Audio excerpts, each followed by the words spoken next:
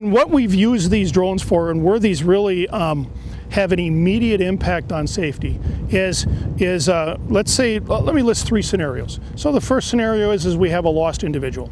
So we're looking for a possible child lost out in the woods or near a water area. We could fly that drone and cover a lot of that area rather quickly, and then use other on-foot manned resources in those areas where we weren't flying. And then once we can, even if we don't locate the individual, we've cleared that area quickly. So we can quickly clear cornfields in big open field areas so that we don't have to walk those with people.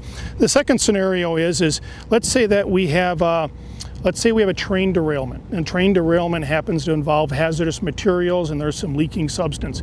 We can get that drone and set up in a safe area upwind.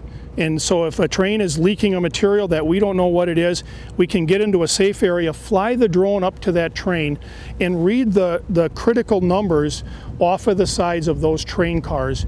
And then we can get an idea of what on that train is leaking and get the emergency first responders and the fire and the HAZ teams to let them know what those substances are without having to walk a person up to that train and putting them in danger.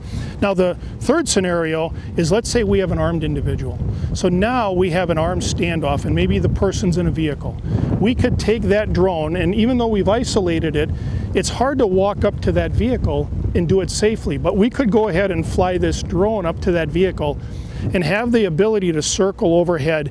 And with the cameras on these, we can actually look into that vehicle through the windows and be able to count how many people are in this vehicle. And do we observe any weapons? Is there, are all the people, is anybody injured? Do we see any injuries? Can we communicate with them? We can give commands down to that vehicle, identify ourselves, and try and get compliance without having to approach that vehicle right away.